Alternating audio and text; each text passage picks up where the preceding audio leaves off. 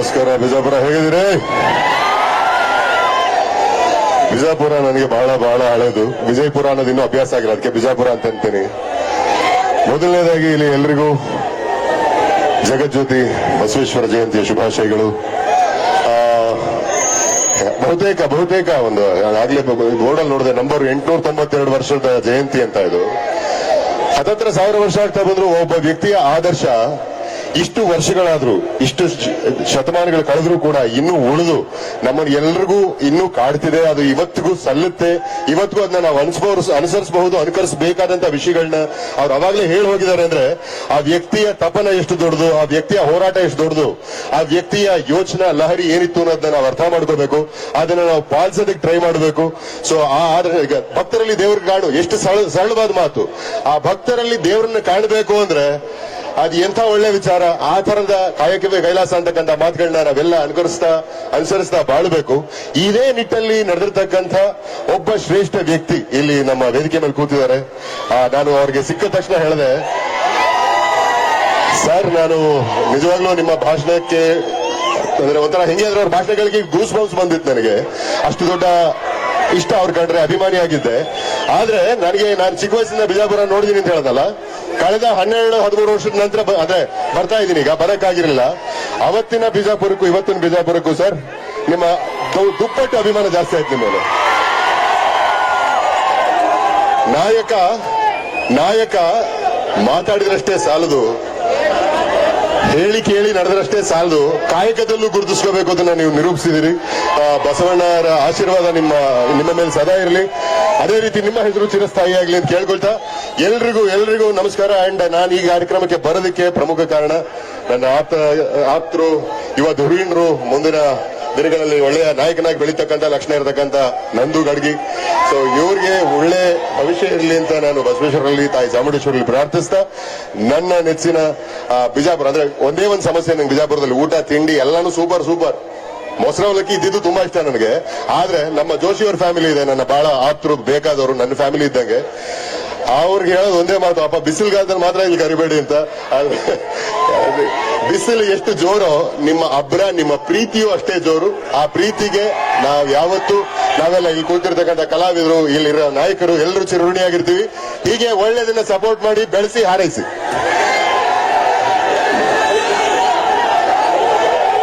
ಡೈಲಾಗ ಮುಂದೆ ನನ್ನ next ತಲವಾರ್ಪೇಟೆ cinema ಬರುತ್ತೆ, ಆ ಸಿನಿಮಾದ ಒಂದು ಡೈಲಾಗು ನಿಮಗೋಸ್ಕರ. ಬೀದದಲ್ಲಿರ್ಬೇಕಾದ್ ಬೀದಿಗೆ ಬಂದ್ಬಿಟ್ರೆ ಹುಲಿ ಆಗ್ಬಿಡಕ್ಕಿಲ್ಲ. ಹುಲಿನೇ ಇಲಿನೇ. Love you all, thank you so much. ಒಳ್ಳೇದಾಗ್ಲಿ. ಜೈ ಹಿಂದ್, ಜೈ ಕನ್ನಡ. ಖುಷಿ ಆಯ್ತದೆ. ಅದಕ್ಕೆ ನಾನು ಇಲ್ಲಿಗೆ ಬಂದಾಗೆಲ್ಲ ಒಂದ್ ಡೈಲಾಗ್ ಹೇಳ್ತಾನೆ ಇರ್ತೇನೆ, ಟಕರ ಟಮ್ಟೇಟು ನಮ್ಮ ವಿಜಯಪುರ ಜನ ಯಾವತ್ತಿದ್ರು ಅಲ್ಟಿಮೇಟು. ನಿಜವಾಗ್ಲೂ ಸಖತ್ ಖುಷಿ ಆಯ್ತು ನನಗೆ. ನಿಮ್ ಮಾತು ಖಡಕ್ ಆಗಿರ್ತದೆ, ನೀವು ಮಾಡೋ ಕಾರ್ಯಕ್ರಮಗಳು ಖಡಕ್ ಆಗಿರ್ತವೆ. ನಿಜವಾಗ್ಲೂ ನೀವು ಡ್ಯಾನ್ಸ್ ಮಾಡೋದೆಲ್ಲ ನೋಡ್ರಿ ನನಗೆ ಬಂದು ಕೆಳಗಡೆ ನಾನು ಡ್ಯಾನ್ಸ್ ಮಾಡ್ಬೇಕು ಅನ್ನಿಸಿದ್ದು, ಅಷ್ಟೊಂದು ಖುಷಿ ಆಯ್ತು. ನಮ್ಮ ಎತ್ತೋ ಸಾಹೇಬ್ರ ಬಗ್ಗೆ ಹೇಳಬೇಕು, ನಾನು ಅವರ ಒಬ್ಬ ಅಭಿಮಾನಿ. ಅವ್ರ ಸ್ಪೀಚ್ ಅಲ್ಲ ಅವ್ರು ಮಾತಾಡೋದು, ಅವ್ರ ಸ್ಪೀಚ್ಗೆ ನಾನು ದೊಡ್ಡ ಅಭಿಮಾನಿ. ಅದನ್ನ ಬರೀ ಯೂಟ್ಯೂಬ್ ಅಲ್ಲಿ, ಟಿವಿಲಿ ನೋಡ್ತಿದ್ದೆ, ಇಲ್ಲಿ ಡೈರೆಕ್ಟ್ ಆಗಿ ನೋಡೋದಾಯ್ತು. ಅದೊಂದು ದೊಡ್ಡ ಖುಷಿ ಆಯ್ತು. ನಿಜವಾಗ್ಲೂ ನಮ್ಮ ನಂದು ಗಡಿಗೆ ಸರ್ ನಿಜವಾಗ್ಲೂ ನನಗಿಂತ ಅವ್ರಿಗೆ ಜಾಸ್ತಿ ಅಭಿಮಾನಿಗಳು. ಅವ್ರು ಯಾರು ನನ್ನ ಹತ್ರಕ್ಕೆ ಬಂದು ಫೋಟೋ ಹಾಕಂದ್ರೆ ನೀವು ಬನ್ನಿ ಅಂತ ನಾನು ಅವಾಗಲೇ ಕೇಳಿದೆ, ಅಣ್ಣ ನೀವು ಏನಣ್ಣ ಇಷ್ಟೊಂದು ಫೇಮಸ್ ಆಗ್ಬಿಟ್ಟಿದ್ದಾರೆ ಬಿಜಾಪುರದಲ್ಲಿ ಅಂತ. ನಿಜವಾಗ್ಲೂ ಸಖತ್ ಖುಷಿ ಆಯ್ತು. ಮತ್ತೆ ವಿಜಯಪುರಕ್ಕೆ ಬರ್ತಾ ಇರ್ತೀನಿ. ನಿಮ್ಮ ಆಶೀರ್ವಾದ ಇರಲಿ. Thank you so much. ಧನ್ಯವಾದಗಳು.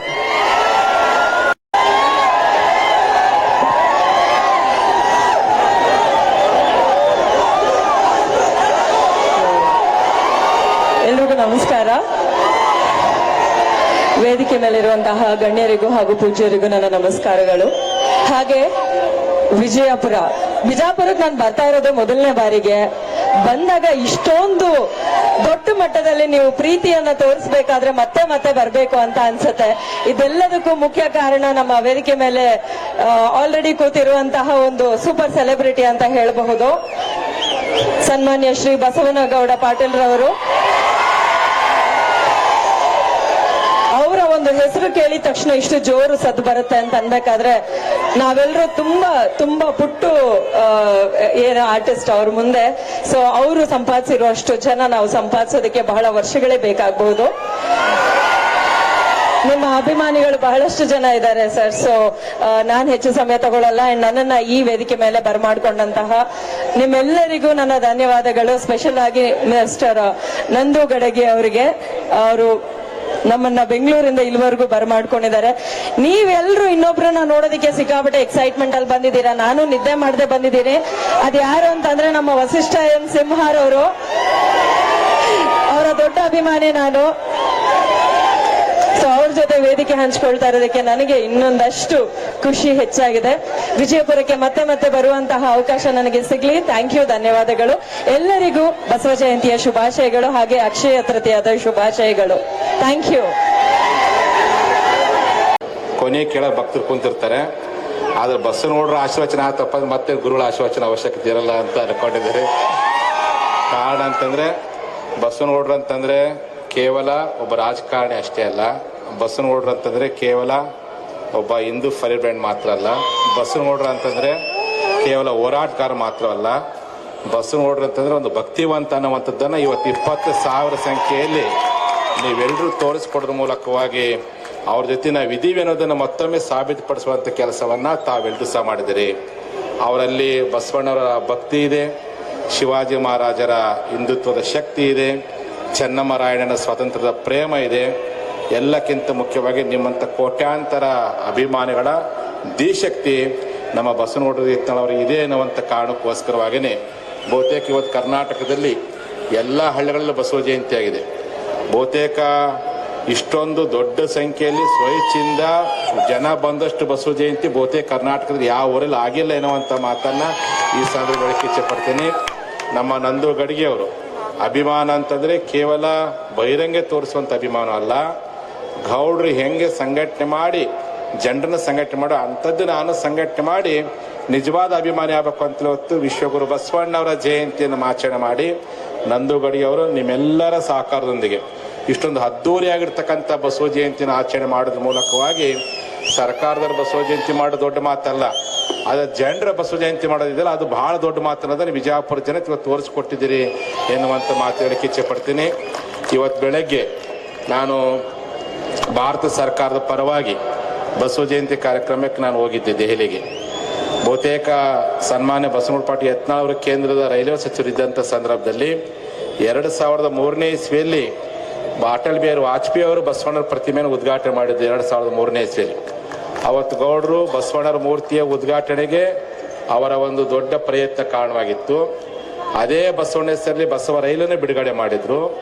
ಈ ಬಸವೇಶ್ವರ ವೃತ್ತವನ್ನು ಅಭಿವೃದ್ಧಿಪಡಿಸೋ ಜವಾಬ್ದಾರಿಯನ್ನು ಅವ್ರು ಹೊಂದಿದ್ರು. ಹಾಗಾಗಿ ಇತ್ತೀಚೆಗೆ ಬಹಳ ಜನ ಬಸವನಗೌಡರ ಬಗ್ಗೆ ಬಸವಣ್ಣವ್ರ ಬಗ್ಗೆ ಆಗ ಹೇಳಿದ ಅಂತೇಳಿ ವಿನಾಕಾರಣ ಅವ್ರ ವ್ಯಕ್ತಿತ್ವನ ಕುಗ್ಗಿಸುವಂತ ಕೆಲಸ ಮಾಡ್ತಾರೆ. ನೀವು ಬಸವಣ್ಣವ್ರ ಹೆಸರನ್ನ ಬಾಯಾಗಿ ಹೇಳ್ತೀರಿ, ಆದ್ರೆ ಬಸವಣ್ಣವರ ಭಕ್ತಿಯನ್ನು ಹೃದಯ ಇಟ್ಕೊಂಡಿರ್ತಕ್ಕಂಥ ಅಪರೂಪದ ವ್ಯಕ್ತಿ ನಮ್ಮ ಯತ್ನಾಳಗೌಡರದನ್ನು ಯಾರು ಸಹ ಮರಿಬಾರದು ಎನ್ನುವಂಥ ಮಾತು ಹೇಳಕ್ಕೆ ಇಚ್ಛೆ ಪಡ್ತೀನಿ. ಆ ಹಿನ್ನೆಲೆ ಒಳಗೆ ಇವತ್ತು 22 ವರ್ಷಗಳ ನಂತರದಲ್ಲಿ ಯಾವ ಸರ್ಕಾರಗಳು ಸಹ ಬಸವ ಜಯಂತಿಯನ್ನ ದೆಹಲಿಯ ಪಾರ್ಲಿಮೆಂಟ್ ಮುಂಭಾಗದಲ್ಲಿ ಮಾಡಲಿಲ್ಲ. ಆದರೆ ಬಸವ ಜಯಂತಿಯನ್ನ ಮೊಟ್ಟ ಮೊದಲ ಬಾರಿಗೆ ಆಚರಣೆ ಮಾಡಿದ ಕೀರ್ತಿ ಇವತ್ತಿನ ಭಾರತ ಸರ್ಕಾರಕ್ಕೆ ಸಲ್ಲುತ್ತೆ ಎನ್ನುವಂಥ ಮಾತು ಹೇಳ್ತಾ ಅಂತ ಒಂದು ಕಾರ್ಯಕ್ರಮಕ್ಕೆ ಹೋದಂಥ ಸಂದರ್ಭದಲ್ಲಿ ಬಹುತೇಕ 4 ಜನ ಕೇಂದ್ರ ಸಚಿವರು ಭಾಗವಹಿಸಿದ್ರು, 7-8 ಜನ ಲೋಕಸಭಾ ಸದಸ್ಯರು ಭಾಗವಹಿಸಿದ್ರು.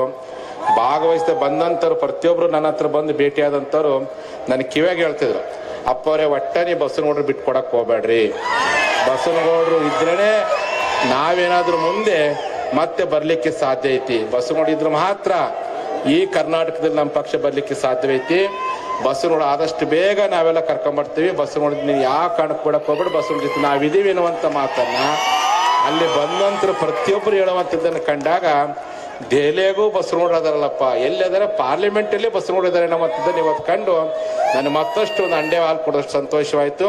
ಆ ಹಿನ್ನೆಲೆ ಒಳಗೆ ವಿಶ್ವಗುರು ಬಸವಣ್ಣನ ಜಯಂತಿಯನ್ನ ಇವತ್ತಿನ ನಂದು ಗಡಿಗೆ ಅವರು ಈ ರೀತಿಯಾಗಿರ್ತಕ್ಕಂಥ ದೊಡ್ಡ ಯುವ ಶಕ್ತಿಯನ್ನು ಕೂಡಿ ಏನು ಸಂಘಟನೆ ಮಾಡಿದ್ದಾರೆ. ಈ ಸಂಘಟನೆ ನಿರಂತರವಾಗಿರ್ತಕ್ಕಂಥ ಪ್ರಯತ್ನಕ್ಕೆ ಆದಿಯಾಗಲಿ. ಏನು ನಾವೆಲ್ಲರೂ ಬಸವನಗೌಡರ ಅಭಿಮಾನವನ್ನ ಬಸವನಗೌಡರ ನೈತಿಕ ಬಲವನ್ನು ಕೊಡ್ಲಿಕ್ಕೋಸ್ಕರ ಯಾಕೆ ನಾವೆಲ್ಲ ನೈತಿಕ ಬಲ ಕೊಟ್ಟಪ್ಪ ಅಂದ್ರೆ ಅವರು ಜನರ ಪರವಾಗಿದ್ದಾರೆ. ಜನರ ಪರವಾಗಿರ್ತಕ್ಕಂಥ ಯಾವುದೇ ವ್ಯಕ್ತಿ ಇರಲಿ ಅವ್ರಿಗೆ ಬೆಂಬಲ ಕೊಡುವಂಥದ್ದು ಒಬ್ಬ ಸ್ವಾಮೀಜಿ ಕೆಲಸ ಹೌದು, ನಿಮ್ಮಂಥ ಯುವಕರ ಕೆಲಸ ಹೌದು, ನಿಮ್ಮಂಥ ಜನರ ಕೆಲಸ ಹೌದು.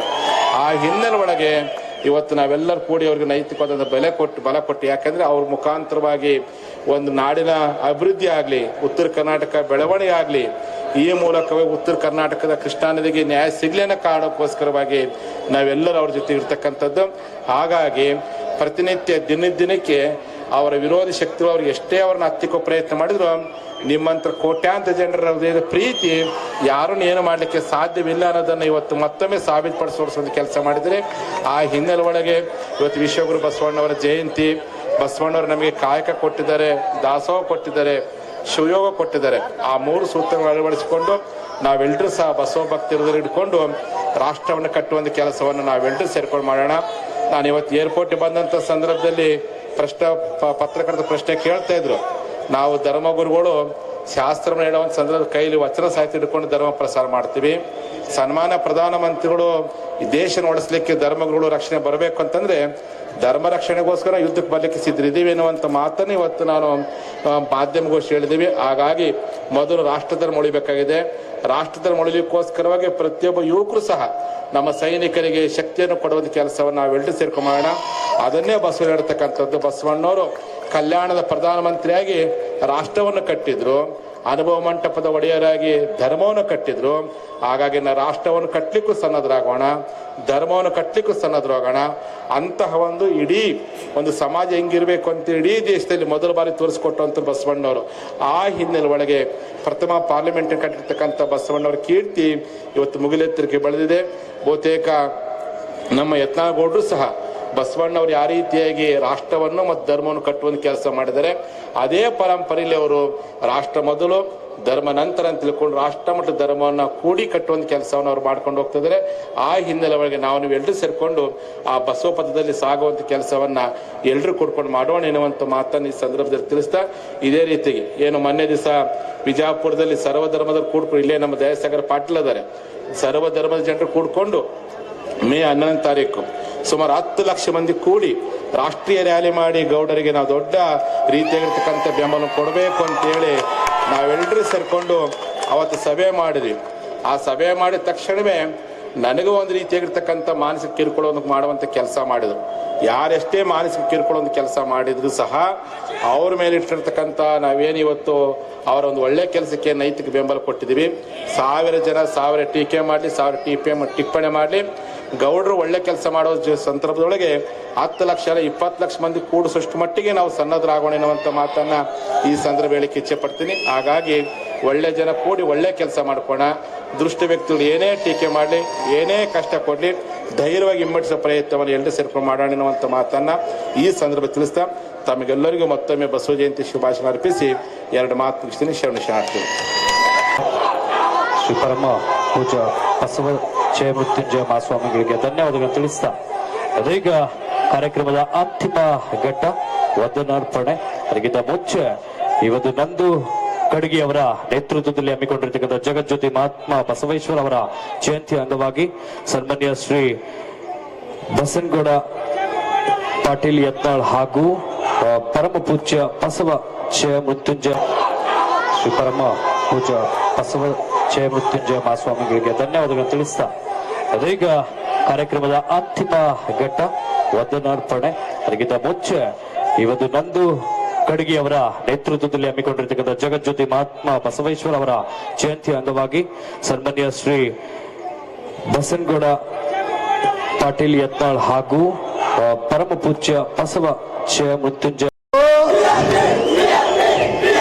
ಭಾಷಣ ಮಾಡಕ್ ಬಿಡ್ರಿ, ಅದು BRP ಹಿಂದ್ರಗಡೆ ಮಾಡೋರತ್ತ. ಇನ್ನು ಮ್ಯಾಗ ನಮ್ಮದೇ 2028 ಕರ್ನಾಟಕದಾಗ ಭಗವಾರ್ ರಾಜ ಬರ್ತದೆ. ಎಲ್ಲರ ಕಡೆ ಭಗವಾ ರಾಜ ತರ್ತಿರಲ್ಲೋ, ಪಾಕಿಸ್ತಾನಕ್ಕೆ ಮೆಟ್ಟಲ್ಲಿ ಹೊಡಿತಿರಲ್ಲೋ. ಪಾಕಿಸ್ತಾನಕ್ಕೆ ಮೆಟ್ಲೆ ಹೊಡಿದಕ್ಕೇನು ಪೊಲೀಸರದ ಅಬ್ಜೆಕ್ಷನ್ ಇಲ್ಲಲ್ಲ. ಪಾಕಿಸ್ತಾನಕ್ಕೆ ಮೆಟ್ಲೆ ನಾವು ಹೊಡೆಯವ್ರಿ, ಕರ್ನಾಟಕದಾಗ ಹೋಗೋ ಜಂಡ ಹಾರಿಸವ್ರಿ. ನಾ ಪೊಲೀಸರಿಗೆ ಒಂದು ಕಿವಿ ಮಾತು ಹೇಳ್ತೀನಿ. ನಿನ್ನೆ ಯಾರ್ಯಾರು ಏನೇನು ಮಾತಾಡ್ಯಾರಲ್ಲ, ಅವರಿಗೆ ನೀವು ಸ್ವಯಂ ಪ್ರೇರಣೆ ಕೇಸ್ ಹಾಕಬೇಕು. ಯಾಕಂದ್ರೆ ನಿಮ್ಗೂ ಮುಖ್ಯಮಂತ್ರಿ ನೀವು ಹೊಡಿಲಾಕತ್ತಾನ. ನನ್ನ ಮ್ಯಾಗ ಹೆಂಗೆ ನೀವು ಕೇಸ್ ಹಾಕಿದ್ರಲ್ಲ ಹಿಂದಕ್ಕೆ ಜಲನಗರ ಪೊಲೀಸ್ ಠಾಣೆ ಆದವರು ರೇಷನ್ ಬಗ್ಗೆ ಮಾತಾಡಿದಾಗ ಸ್ವಯಂ ಪ್ರೇರಣೆ ಒಬ್ಬ PSI ಹಾಕಿದ್ದ, ಅದು ಸ್ಟೇ ಆಗಿ ರಿಜೆಕ್ಟ್ ಆಯ್ತು. ನಿನ್ನೆ ಏನೇನು ಹಲ್ಕ ಮಾತಾಡ್ಯಾರಲ್ಲ ಅವ್ರಿಗೆ ಯಾವ ಬೇಕಾದ ಮಂತ್ರಿ ಇರ್ಲಾಕ ನನಗೇನು ಐ ಡೋಂಟ್ ಕೇರ್.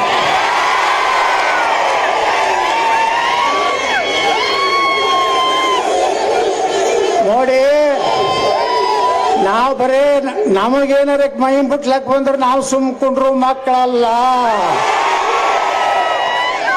ನಮ್ಮ ರಕ್ತದಲ್ಲಿಯೂ ಛತ್ರಪತಿ ಶಿವಾಜಿ ಮಹಾರಾಜರದಾರೆ, ಮಹಾರಾಣಾ ಪ್ರತಾಪ್ ಅದಾರೆ, ವೀರರಾಣಿ ಕಿತ್ತೂರು ಚೆನ್ನಮ್ಮ ಅದಾರೆ, ಸಂಗೊಳ್ಳಿ ರಾಯಣ್ಣ ಅದಾರೆ, ಅಹಿಲ್ಯಾಬಾಯಿ ಹೋಳ್ಕರ್ ಅದಾರೆ, ಜೀಜಾಮಾತಾ ಅದಾರೆ, ಶಂಭುರಾಜೆ ಅದಾರೆ. ನಾವು ಚಾವಾದೀವಿ, ಅಂಜು ಪ್ರಶ್ನೆ ಇಲ್ಲ. ನಮ್ಮನ್ನು ಅಂಜಿಸ್ಲಾಕ ಬಂದ್ರೆ ನಾವು ಹಿಂದೆ ಸರಿ ಮಕ್ಕಳಲ್ಲ. ನಾವೆಲ್ಲ ಗಟ್ಟಿಯಾಗಿ ಬಿಟ್ಟಿವಿ. ಇವತ್ತು ನಮ್ಮ ರಕ್ತದಲ್ಲಿ ಅಂಬೇಡ್ಕರ್ ರಕ್ತ ಹರಿತಾ ಇದೆ. ನಾವು ಯಾರಿಗೂ ಅಂಜುವುದಿಲ್ಲ. ನಾವು ಧೈರ್ಯವಾಗಿ ಮಾತನಾಡೋರೆ. ನನಗೆ ನೀವು ಏನು ಚಪ್ಪಲಿಲ್ಲೇ ನನ್ನ ಫೋಟೋ ಕೊಡದಿರಲ್ಲ, 28ರಾಗ ನಿಮ್ಮ ಸ್ವಂತ ಕೈಯಲ್ಲಿ ಚಪ್ಪಲಿ ಹೊಡಿಸುವಂತ ಕಾಲ ಬರ್ತದ.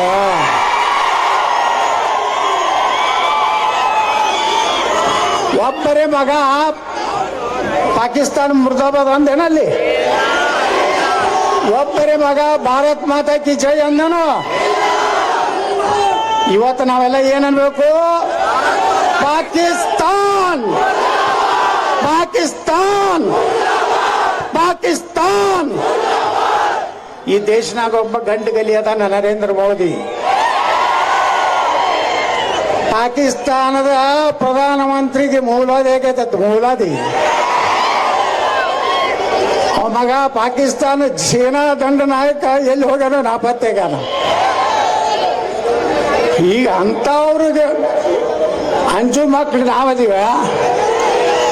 ನಾವು ಅಂಜುವುದಿಲ್ಲ. ಎಲ್ಲರೂ ನಾನು ಅಂಜಿಸ್ಲಕ್ ಬರಬೇಡ್ರಿ.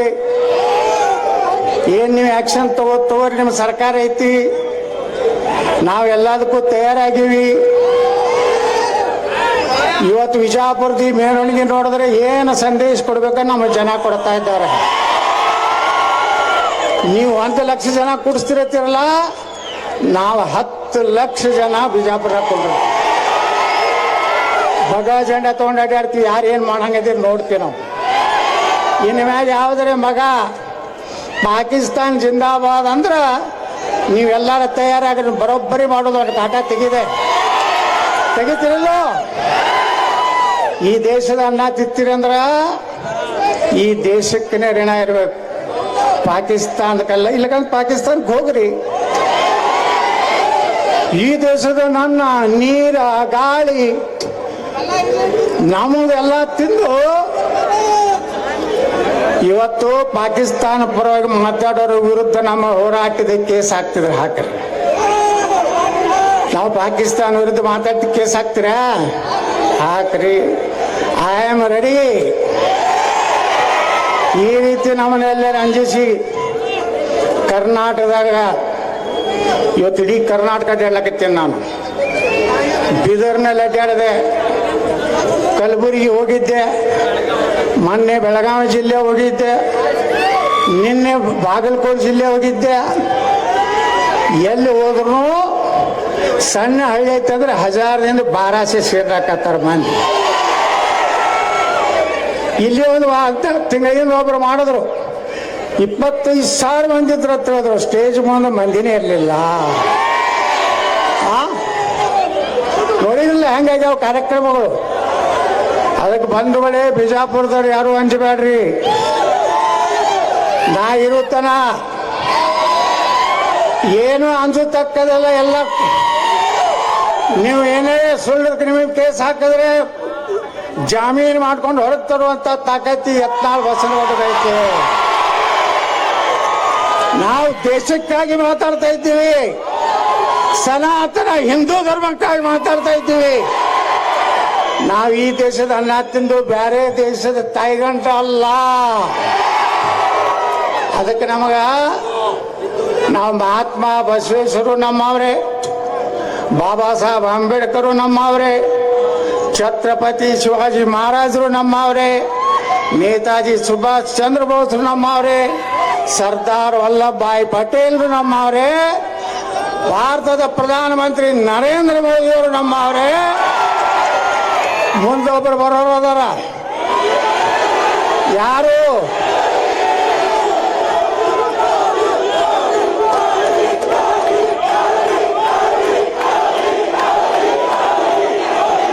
ಸಾಕು, ಯಾರಿಗೆ ಹೋಗಿ ಮುಟ್ಬಿಡ್ತು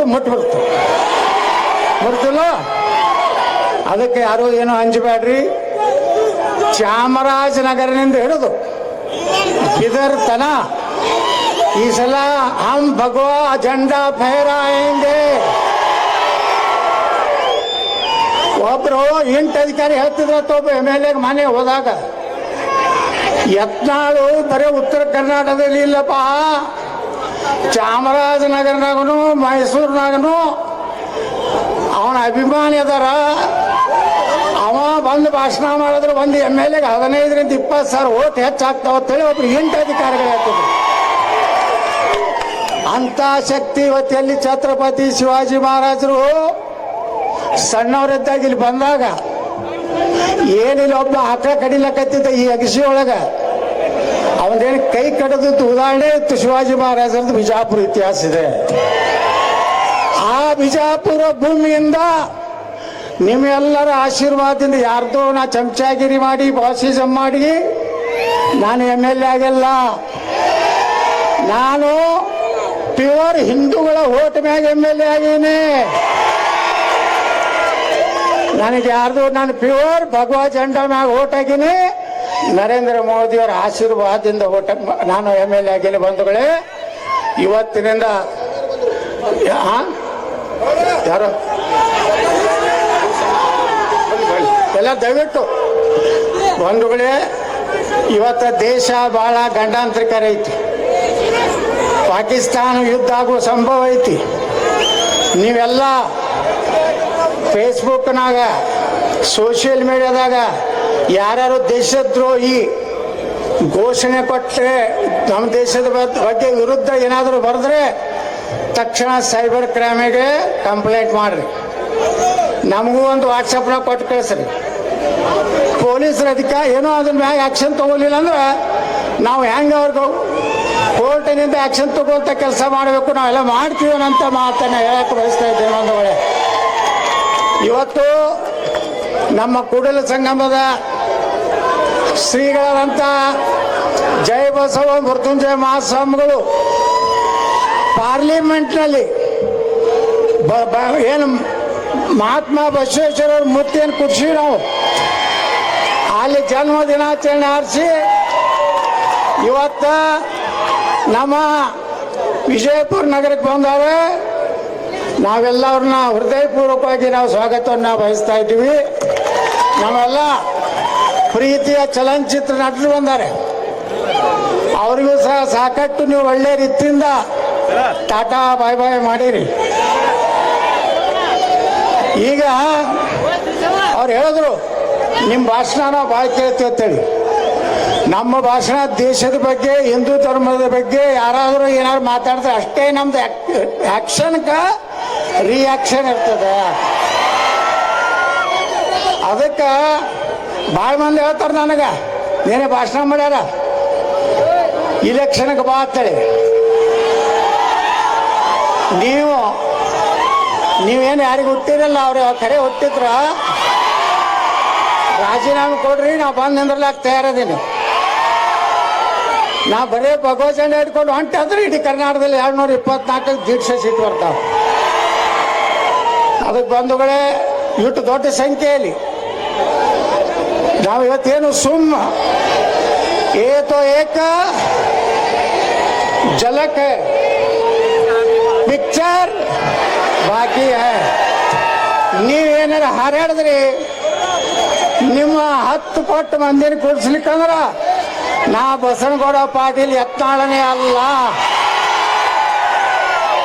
ನೀವೆಲ್ಲ ಆಶೀರ್ವಾದದಿಂದ ಎಷ್ಟು ಗುಂಡಾಗಿರಿ ಮಾಡಿದ್ರೆ ಏನ್ ಮಾಡಿದ್ರು ಸಹಿತ ಬಿಜಾಪುರ ಜನ ನನಗ 2 ಇಲೆಕ್ಷನ್ ಹೆಂಗ್ ಆರಿಸ್ತಂದ್ರ ಭಾರಿ ಜವಾಬ್ದಾರಿ ರಿಸ್ಕ್ ತಗೊಂಡು ಏನ್ ನೀವು ಆರಿಸ್ತಂದಿರಿ. ಇವತ್ತು ನಮ್ಮ ಚಲನಚಿತ್ರ ನಟರು ಹೇಳಿದ್ರು, ನಾನು 10-15 ವರ್ಷದಿಂದ ಇಲ್ಲಿ ಬಿಜಾಪುರಕ್ಕೆ ಬರ್ಲಾಕತ್ತೀನಿ. ಅವಾಗ ಬಂದ್ರೆ ಬರೇ ಧೂಳ ಇರ್ತಿತ್ತು. ಇವತ್ತು ಬಂದ್ರ ಇಡೀ ಬಿಜಾಪುರದ ಚಿತ್ರ ಬದಲಾವಣೆ ಆಗಿದೆ. ಆಗೈತೋ ಇಲ್ಲೋ? ಬಿಜಾಪುರ ಕೇಸರಿಮಯ ಆಗೈತಿಲ್ಲೋ? ಈ ಲೈಟ್ ಕಂಬಕ್ಕಾರೆ ಯಾವನಿಗಾರ ಮಗ್ಗ ತಾಕತ್ತಾಗಿತ್ತು ಕೇಸರಿ ಬಣ್ಣ ಹಚ್ಚೋದು. ನಾ ಬಂದ ಮ್ಯಾಗನೇ ಈ ಕೇಸರಿ ಮಾಡೇನು ಬಿಜಾಪುರ. ಯಾವ ಬೇಕಾದ ನನ್ನ ಮಗ ತಿಂಡಿ ತಗೊಂಬ ನಾನು ವಿರುದ್ಧ ಬಂದು ನಿಂದಿರ್ಲಿ. ಆರಿಸ್ಬರೋದು ಯಾರು?